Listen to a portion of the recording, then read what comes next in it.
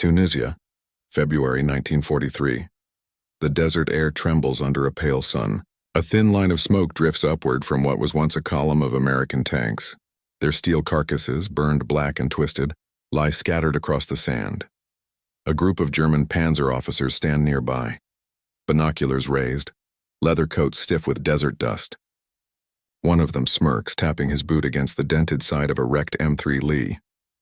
Spielzeug, he mutters under his breath. Toy. The others laugh quietly, lighting cigarettes as the smell of oil and cordite lingers. In the distance, the echo of their engines fades into the dunes. To them, this war in the desert is a contest already won. Their Tigers and Panzer fuse unmatched. Their tactics perfected, their confidence absolute. But beneath the same horizon, on the other side of the wreckage, new machines are being loaded onto ships, heavier, faster, and soon to arrive. Machines built not for glory, but for endurance. The laughter would not last long. 39. Europe burns. Poland has fallen in just 5 weeks. France, proud, armored France, collapses in 6.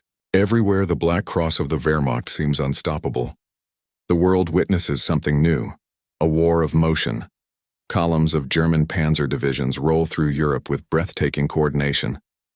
Tanks and aircraft strike as one. Infantry follow close behind. This is blitzkrieg, lightning war, and it crushes everything in its path. In Washington, the news stuns U.S. Army strategists.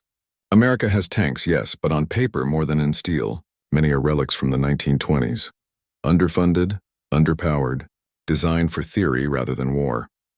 When U.S. observers study the German campaign in France in 1940, they realize the future has already arrived, and America is years behind.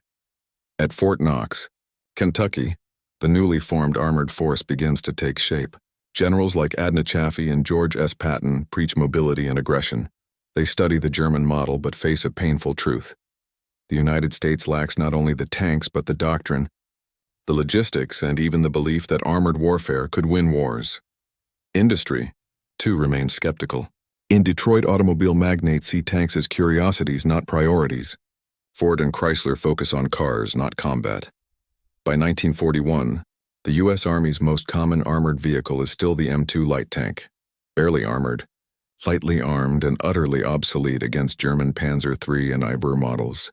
Even as Roosevelt promises to make America the arsenal of democracy, its tank corps are far from ready for the brutal, fast-moving war unfolding overseas. Then, Pearl Harbor changes everything. In December 1941, when Japanese bombs strike Hawaii, America is thrust violently into global conflict. Mobilization becomes absolute. Suddenly, factories that once built sedans are retooled to forge treads and turrets. Convoys roll through Detroit and Pittsburgh, loaded with new machines bearing names like Grant, Lee, and soon, Sherman. But behind the patriotic posters and assembly lines, doubts linger. Could these hastily designed tanks survive against the battle-tested panzers? American tank doctrine emphasizes reliability and quantity over sheer power. Tanks, according to Army doctrine, are to exploit breakthroughs, not to fight other tanks directly. Anti-tank guns and aircraft, the planners believe, will handle enemy armor. This theory would soon be tested in fire. Across the Atlantic, German officers hear reports of the new American machines. The M3 medium tank, with its tall, awkward silhouette and side-mounted gun, provokes laughter in Panzer headquarters. To them, it looks like something from another era. A barn on tracks, one officer scoffs in a report intercepted months later. They are not entirely wrong. The M3 Lee, though powerful on paper, suffers from design compromises born of urgency. Its riveted armor is weak, its height exposes it on the battlefield, and its awkward layout forces the crew into cramped positions. But for the Americans, it is a beginning, the first tangible symbol of a nation transforming from peacetime isolation to industrial warfare. By mid-1942, American armored divisions land in North Africa under Operation Torch. It is their first true combat test against the Afrika Korps, Erwin Rommel's elite panzer force. The Germans, confident and battle-hardened, prepare to teach these newcomers a lesson. What follows will be brutal, humiliating, and essential. The laughter of German officers would echo across the desert once more. But this time, the Americans would be listening carefully, learning faster than anyone imagined. The American war machine was unlike anything the world had ever seen. When President Roosevelt declared the need for 50,000 tanks, Detroit's response was thunderous. Assembly lines that once built Buicks and Fords began producing armor plate, engines and turrets. The Detroit Arsenal tank plant, built in record time by Chrysler, became the beating heart of this transformation. Within a single year, it produced more tanks than the entire pre-war German output. And unlike Europe's workshops, these factories ran day and night, powered by endless steel and manpower. Yet quantity was only one side of the story. The real challenge was design, creating a tank that could survive modern warfare. The M3 Lee had been America's first step, but it was never meant to last. Its tall frame and side gun were compromises forced by the lack of a turret big enough for a 75mm cannon. Engineers knew it was a stopgap. What they envisioned next would define Allied armor for the rest of the war: the M4 Sherman. Introduced in 1942, the Sherman was not the most heavily armed tank, nor the most armored. But it was balanced, reliable, and above all, producible. It could be built faster than Germany could destroy it. Its welded armor eliminated the fatal rivet problem of earlier models. Its compact radial engine allowed for speed and range unmatched by most Panzers. And most importantly, it could be repaired in the field, a crucial advantage in the long, grinding war to come. Still, German intelligence reports in 1942 and early 1943 dismissed it. To the Wehrmacht, the Sherman was just another lightweight toy. Their confidence was built on the formidable Tiger and Panther tanks, machines of terror and engineering brilliance. The Tiger's 80mm gun could pierce a Sherman from over a mile away. Its armor seemed invincible, but the Tiger was slow to build, expensive, and mechanically fragile. Every Tiger that left the factory represented the effort of dozens of Shermans. The Americans didn't seek to match the Germans tank for tank. They would fight a different kind of war. A war of movement, numbers, and supply. In the deserts of North Africa, however, this philosophy would be tested brutally. By early 1943, American forces faced the Afrika Korps near the Tunisian town of Kasserine. The young, inexperienced U.S. II Corps confronted Rommel's veterans, men who had fought from Tobruk to El Alamein. The Americans had courage, but little coordination. Their tanks charged without reconnaissance. Their artillery lagged behind, their air support scattered. The result was chaos. The M3 Lees and early Shermans were picked apart by German gunners, their thin armor no match for 50mm and 88mm shells. Rommel's forces struck fast and deep, capturing supplies, destroying vehicles, and sending thousands of Americans retreating in confusion. The German officers, observing from ridgelines, were amused. They laughed again, the toy tanks proving their point. Reports from panzer divisions noted with satisfaction the ease of victory. But within the humiliation of Kasserine lay something the Germans failed to see: American adaptability. Unlike many armies before them, the U.S. military treated defeat as data. Every shattered tank became a lesson, every lost engagement a blueprint for change. In the weeks that followed, American engineers, officers, and soldiers studied what went wrong. They replaced weak components, adjusted tactics, rewrote manuals, and above all, listened to their crews. From those desert ashes rose a doctrine that would reshape armored warfare. And as the Shermans rolled off ships in ever-growing numbers, a quiet transformation began from mockery to momentum. Ahead lay Sicily, Italy, Normandy, and the day when the ground beneath the laughing German officers would begin to tremble.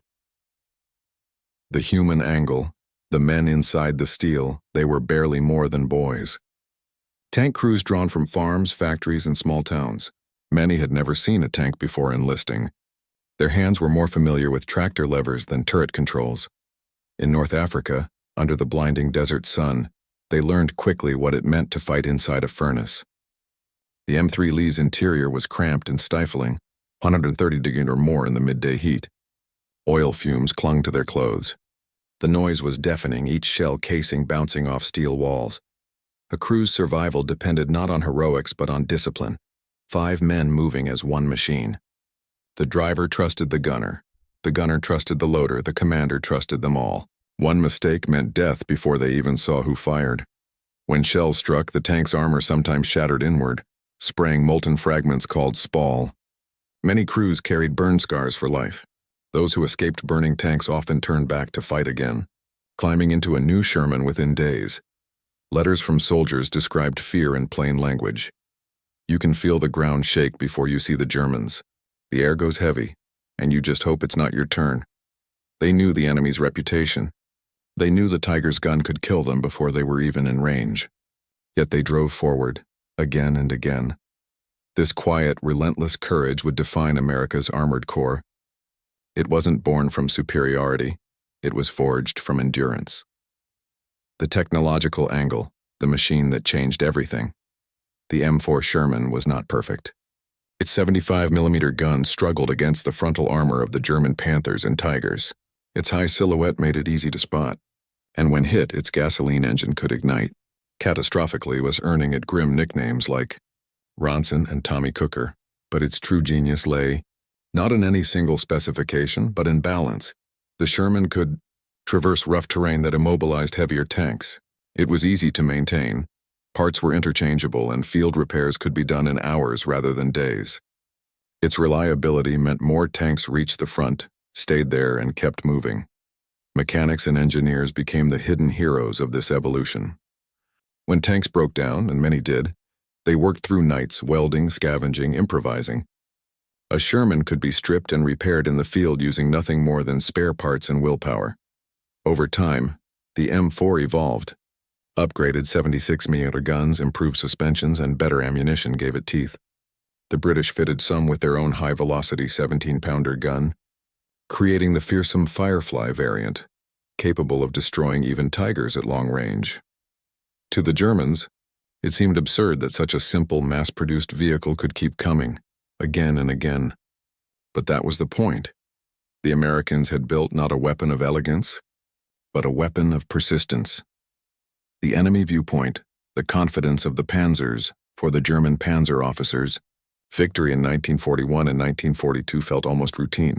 Their tanks, the Panzer III and IV, had crushed every opponent. Their tactics were disciplined, their crews elite, their technology precise. When reports of new American tanks arrived, they barely took notice.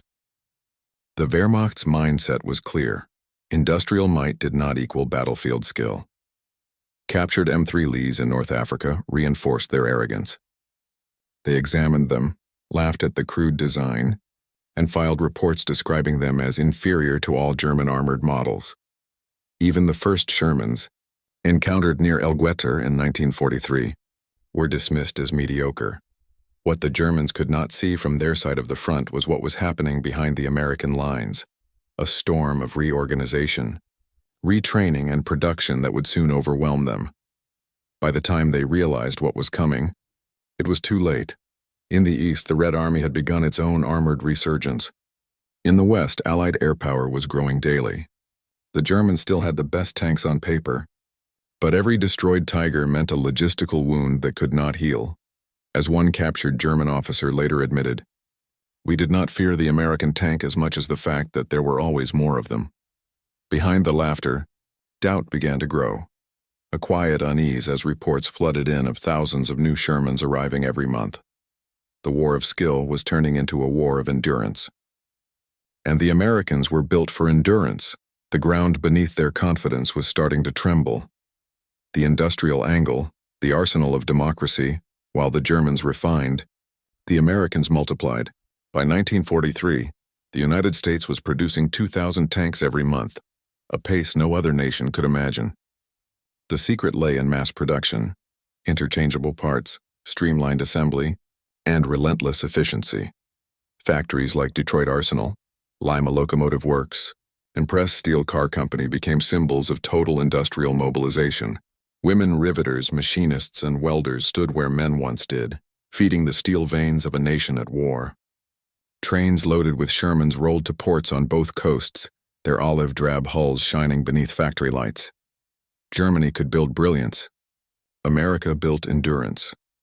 Each Sherman that reached a port meant not one tank but a system, a network of supply lines, spare parts, fuel, mechanics, and transport ships. It was not the perfection of the machine that mattered. It was the perfection of the process. The Wehrmacht's technical superiority was being drowned by industrial inevitability.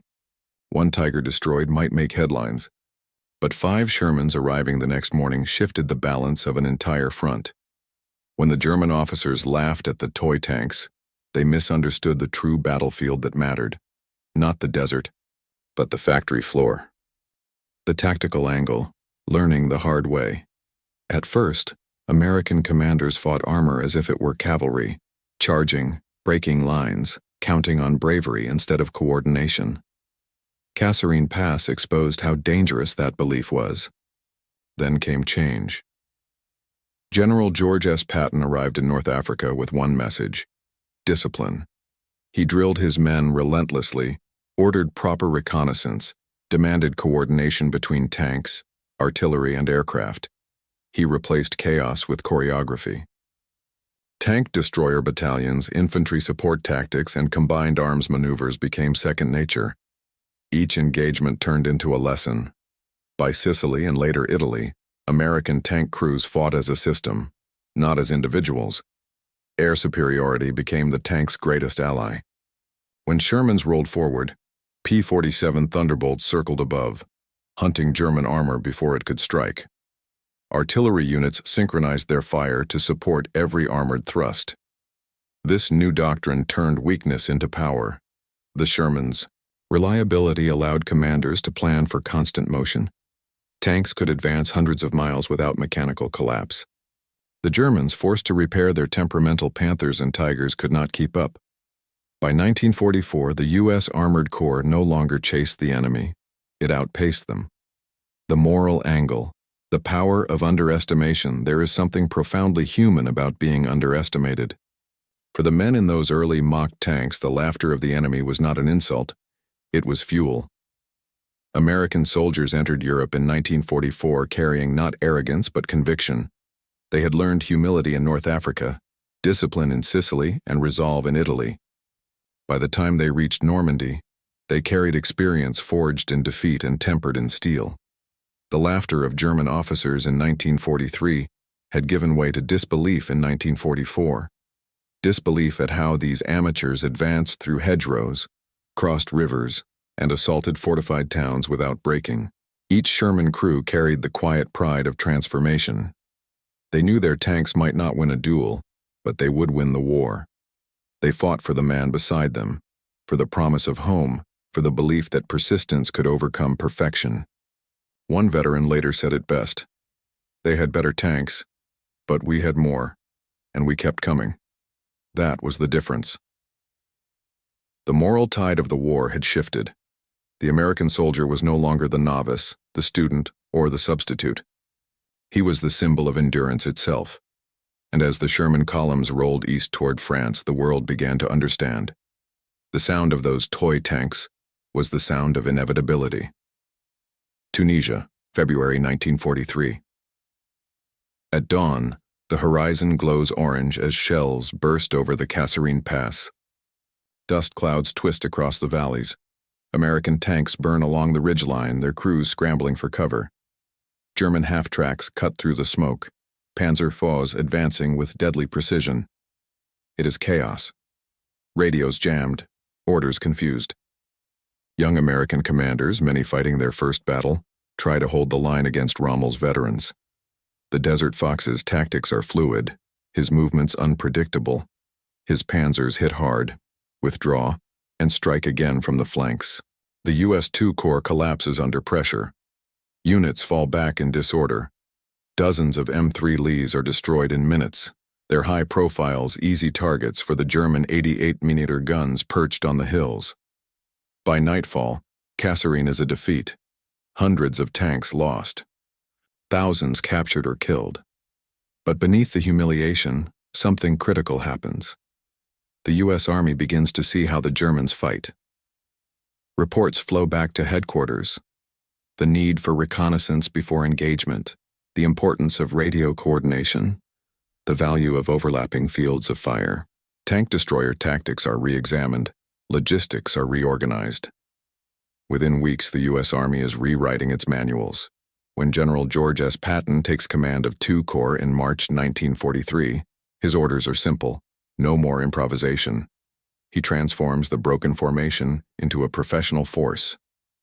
Tanks are maintained daily, crews drilled until exhaustion, soldiers punished for sloppiness. Even minor discipline infractions earn swift correction. Patton's methods are harsh, but they work. By the time the Americans re-engage Rommel at El Getter later that month, they are no longer green amateurs. The German assault that day meets an enemy it didn't expect. The Americans hold their fire until the panzers close within range. Then, in unison, dozens of Shermans open up, their 75mm guns striking with practiced coordination. Artillery pounds the hillsides. Air cover strafes advancing armor. For the first time, the Germans are forced to retreat. Rommel himself, observing the battle, senses the shift. He later notes in his diary, "The Americans are learning rapidly. Their fire discipline has improved. Their courage is beyond question. The psychological tide begins to turn." In the months that follow, the Americans push eastward across Tunisia. Every engagement refines their tactics. The Sherman, mocked only weeks earlier, becomes a familiar and reliable weapon. Tank recovery crews salvage damaged vehicles under fire, bringing them back to battle within days. Mechanics become as vital as gunners. At night, the desert hums with the sound of engines being repaired under starlight. The toy tanks that once fell silent now keep rolling day after day, mile after mile. When Tunisia finally falls in May 1943, it is not a glamorous victory, but it is a hard-earned one. The Americans have taken their first true step into modern mechanized warfare.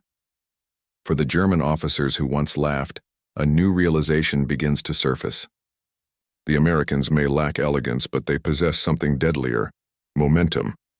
As Rommel is evacuated from Africa due to illness, his remaining commanders face an unending tide of green, sand-caked Shermans pushing forward without rest.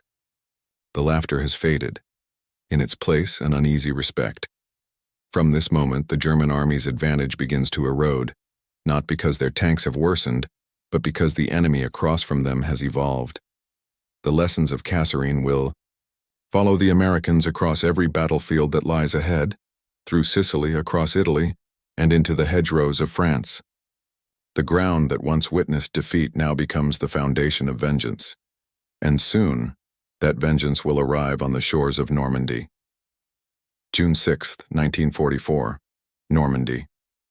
The sea is gray, restless, and filled with steel. Allied landing craft surge toward the beaches, their ramps ready to drop into history. Among the chaos, Sherman tanks, sealed in watertight canvas skirts, bob in the waves like iron whales. Some sink before reaching shore, swallowed by the cold channel. Others grind onto the sand, tracks biting into France for the first time in 4 years. The German defenders expect the old disarray of North Africa. Instead, they face precision. Every landing sector is supported by armor, artillery, engineers, and air cover. The Americans have mastered synchronization. Within days, the beachheads expand. Shermans push through the hedgerows of Normandy, their hulls scarred by shrapnel and ambushes. German panthers and tigers lurk in the bocage, their guns lethal, their camouflage nearly invisible. But the difference now is tempo. The Shermans never stop moving. If one is knocked out, 2 more fill its place. Damaged tanks are repaired overnight, refueled, and sent back before dawn. The German tankers, once confident, begin to sense the futility of attrition. Even when they destroy an entire platoon, new ones appear within hours. Each engagement drains their scarce fuel and irreplaceable machines. In July, during Operation Cobra, the Americans unleash their perfected form of mechanized warfare. Thousands of bombers pulverize German lines near St. Lo. Then, like a dam breaking, hundreds of Shermans pour through the breach. The ground shakes, a continuous thunder of engines and treads. German officers later recall the shock. "We heard them before we saw them." The earth itself trembled. For the first time since the Blitzkrieg of 1940, the tables have turned. Now it is the Americans who wield the storm of movement. Columns of Shermans stretch to the horizon, dust clouds rising behind them like banners. Armored divisions sliced through the French countryside, encircling entire German corps. The German army, once the master of maneuver, now fights defensively desperately. The Sherman's mobility and reliability make it unstoppable in pursuit. German tanks, powerful but temperamental, often break down or run out of fuel before they can escape. Mechanics can't keep up. Spare parts are scarce. Every Tiger lost is a strategic wound that can't heal. Even the feared 88mm guns, once the terror of Allied armor, now struggle to find targets before being annihilated by artillery or airstrikes. By August, the Americans reach the Seine. Paris is liberated. The myth of German invincibility begins to collapse. The laughter that began in Tunisia is now silence, broken only by the low rumble of American armor. Rolling east, the evolution of respect captured. German reports from late 1944 reveal a tone shift. The same officers who once mocked U.S. tanks now write with grudging respect for American coordination and production. One intelligence summary notes, the enemy's equipment is inferior in quality, but his quantity and efficiency of replacement are decisive. It is a professional's acknowledgement of an industrial opponent, not a jeer, but a recognition. As the Allies cross into Belgium and Luxembourg, the Shermans continue their relentless advance. In the Ardennes, during the Battle of the Bulge, they fight through snow and forest against a desperate German counteroffensive. This time, the outcome is different. When German Tigers appear, the Americans don't panic, they adapt. Shermans flank from the sides. Infantry teams coordinate with bazookas and artillery. Airstrikes seal the victory. The toy tanks now fight like veterans, battle-tested, confident, unstoppable. And when the snow settles, the reality is undeniable. The German armored force, once the pride of Europe, is shattered. From Normandy to the Rhine, the ground itself bears witness. The laughter that once echoed through North Africa is long gone, replaced by the rhythmic quake of 1,000 engines rolling across conquered soil. The joke had turned into thunder. And the thunder would not stop until Berlin. When the last German tank burned out on the plains of Germany in 1945, the silence that followed was overwhelming. The earth that had shaken for years finally went still. From the deserts of Tunisia to the fields of France and the forests of Belgium, the wreckage of the armored war stretched for miles. Thousands of twisted hulls marked the path of history's most mechanized conflict. For the United States, the journey from ridicule to dominance had come full circle. By war's end, America had produced nearly 50,000 Sherman tanks, more than the combined output of every German tank model. Each one was a testament not just to industry, but to adaptation. The cost was immense. American armored divisions suffered tens of thousands of casualties. Entire platoons were lost in single engagements. Many tankers never escaped the infernos that claimed their machines, but those who survived carried an unshakable pride. They had transformed the world's perception of American power. In the ruins of Germany, captured Wehrmacht officers were interviewed. Their tone was markedly different from that of 1942. No more mockery. No more dismissive remarks about toy tanks. Instead, quiet acknowledgement. One German panzer commander confessed, "We underestimated them. Their tanks, their air power, their logistics. We laughed and they buried us under steel." Another added almost bitterly, "It was not the tank. It was the system. The Americans could replace what we could not." This truth lay at the heart of the outcome. The war of machines had been decided not by the thickest armor or the longest gun, but by the relentless pulse of industrial might, a lesson Germany had ignored until it was too late. The Sherman had proven itself not through superiority, but through dependability. It was not the best tank, but it was the right tank for the kind of war America fought. Its mobility, repairability, and numbers ensured that when one was lost, the line never broke. When one crew fell, another took their place. The chain of momentum was unbroken, and in warfare, momentum is victory. Amid triumph, the scars remained. Tank crews rarely spoke of their fear, but it haunted them long after the war.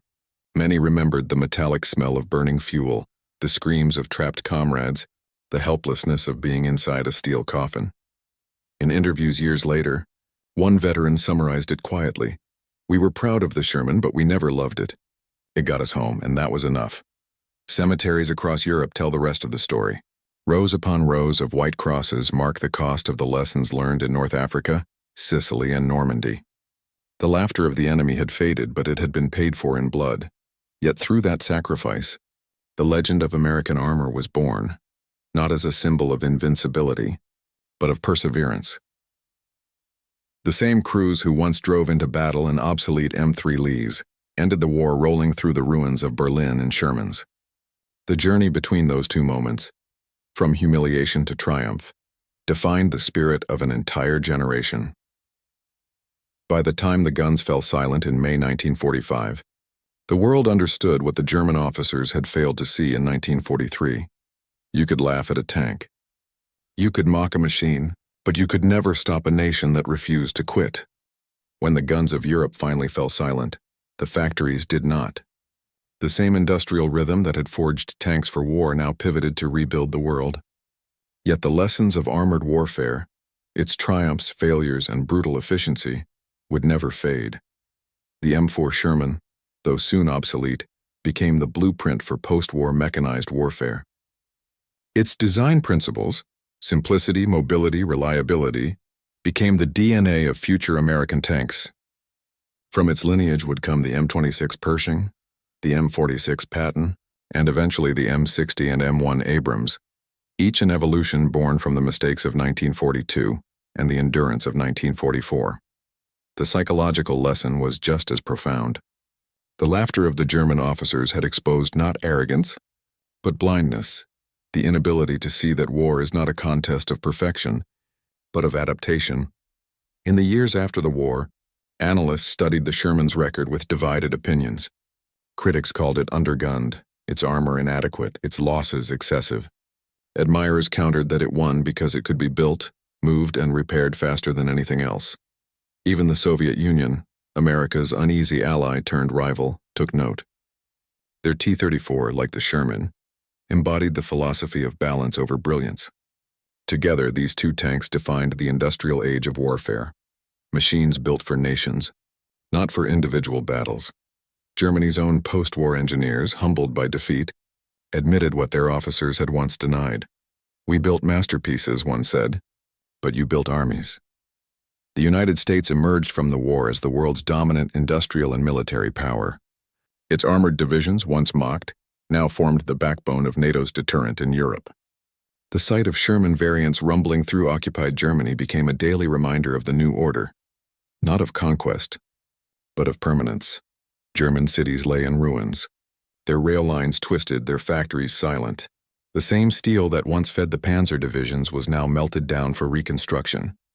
The myth of German invincibility had been erased, not by a single weapon, but by the total force of a nation that refused to be underestimated. For American commanders, the war validated an idea that would guide them through the Cold War: mass mobility and logistics win wars. Every major U.S. campaign afterward, Korea, Vietnam, the Gulf carried the echoes of that principle. But there was another, quieter legacy, one that lived in the men who survived. The human legacy. When the war ended, tank crews returned home carrying invisible scars. They settled back into ordinary lives: farmers, factory workers, mechanics. Many never spoke of what they'd seen, but they carried a quiet pride, knowing they had proven something not just to the world but to themselves. In small American towns, rusting tank monuments appeared in parks and memorials. Most were Shermans, their turrets raised toward the horizon, silent symbols of resilience. Children climbed them, unaware that these toys had once been mocked by an enemy who could not imagine losing. And yet, they had lost, to the very spirit they had dismissed. The laughter of the German officers, once sharp and confident, had become a ghost of memory, a warning across time about the danger of underestimation. By 1945, the world had learned a brutal truth. Wars are not won by the best machine, but by the best system. Not by genius alone, but by collective will. Not by perfection, but by persistence. From the smoke of Africa to the rubble of Berlin, the American toy tanks had rolled farther, fought longer, and endured more than anyone had believed possible. And when the ground finally stopped shaking, it was not the laughter that echoed through history, but the sound of engines fading into victory. War, in the end, is not only about destruction. It is about revelation of what nations are made of and what people can endure. When German officers laughed at the American toy tanks, they weren't mocking machines. They were mocking an idea that an untested democratic nation could stand against a disciplined war machine. They believed experience would always triumph over inexperience, precision over production, fear over faith. But history has a quiet way of humbling certainty. The Americans who climbed into those thinly armored tanks did not carry pride. They carried determination. They fought not to prove superiority, but to refuse defeat. Each mile they advanced turned ridicule into respect, and laughter into silence. In that transformation lies the essence of modern warfare. That victory belongs not to those who begin strongest, but to those who adapt fastest. The ground shook not because the Shermans were mighty, but because millions of hands, workers, engineers, soldiers, moved together in purpose. It was the sound of unity made mechanical, and when the dust of Europe settled, the echoes of that sound became the rhythm of a new world, a world rebuilt by the same spirit that once endured mockery under fire. The lesson endures. Never underestimate resolve. Never mistake simplicity for weakness, and never laugh at those who are still learning, because one day the ground beneath you may remember their footsteps.